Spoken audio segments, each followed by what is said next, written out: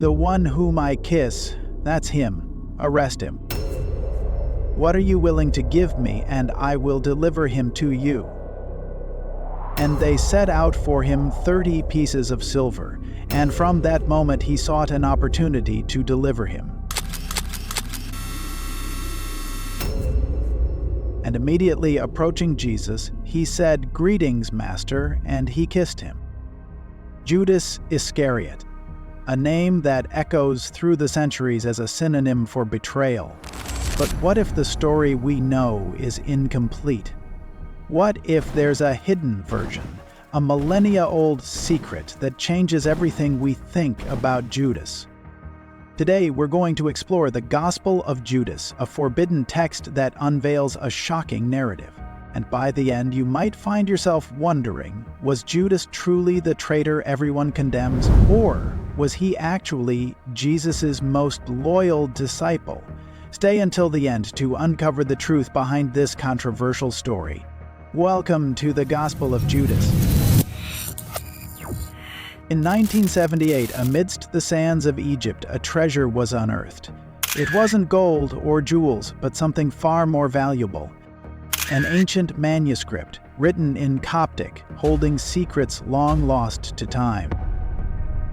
This text, known as the Gospel of Judas, is unlike the Gospels you're familiar with. It is not part of the Bible. In fact, it was deemed heretical and banned by the Church. Written in the 2nd century AD, this text belongs to a school of thought known as Gnosticism, which believed in a secret knowledge necessary for salvation. But what shocks the most is what it reveals about Judas. In this account, he is not the traitor. He is the chosen one. The Gospel of Judas was rejected by the Church, but its message continues to intrigue scholars and seekers alike. It invites us to question, is the story we know the only truth? Or is there more to Judas' story than meets the eye? To understand this new perspective, we must dive into the words of this forbidden text, and what it reveals might change everything you think about Judas, Jesus, and the very meaning of betrayal.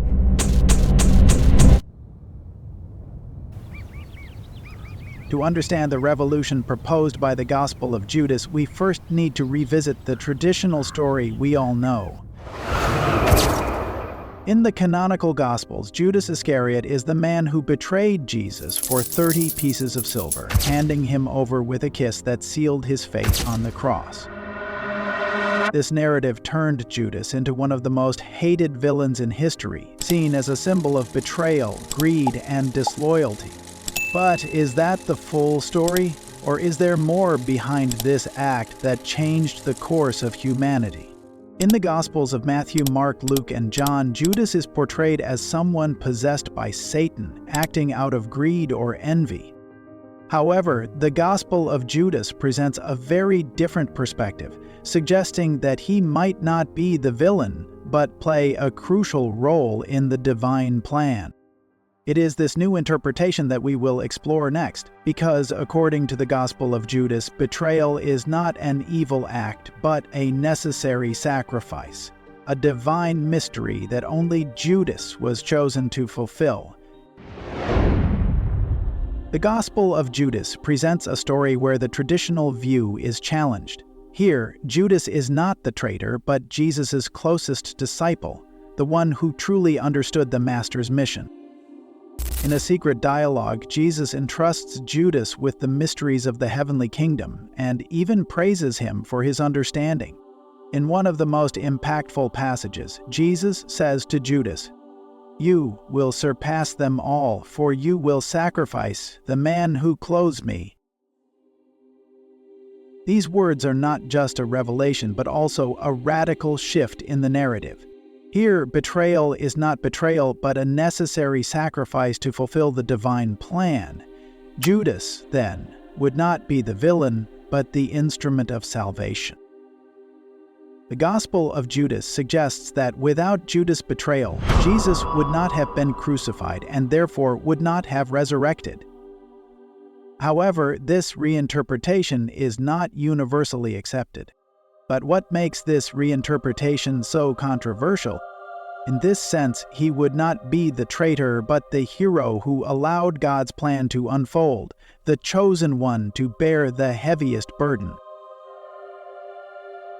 The answer lies in the fact that the Gospel of Judas directly challenges the traditional narrative. For the early church, this shift in the portrayal of Judas was unacceptable. In addition to questioning the traditional view, the Gospel of Judas also challenged the authority of the canonical texts, especially since it was written within a Gnostic context, a movement regarded as heretical by the Church.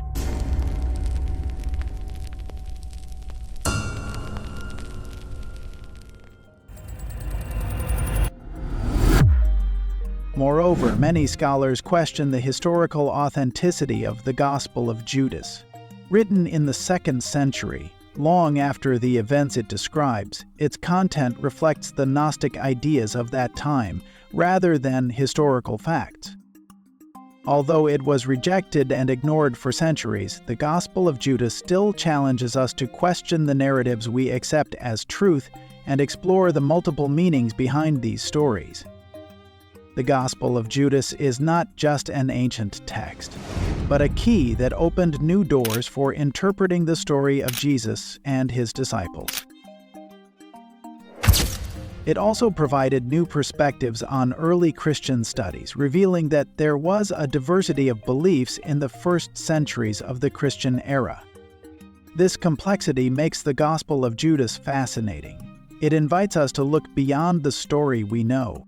It challenges us to question, who was Judas really? A traitor, a hero, or something more complex, more human? The truth is that the story of Judas reflects our own doubts, fears, and choices. And perhaps by exploring this forbidden narrative, we might find new answers to old questions that lead us to reflect on the weight of truth. And you? How do you view Judas after learning this new perspective? Leave your thoughts in the comments, like, subscribe, and hit the notification bell for more content like this. History is full of secrets waiting to be uncovered, and we're here to explore them together. Thank you for watching, and we'll see you on our next journey. Bye!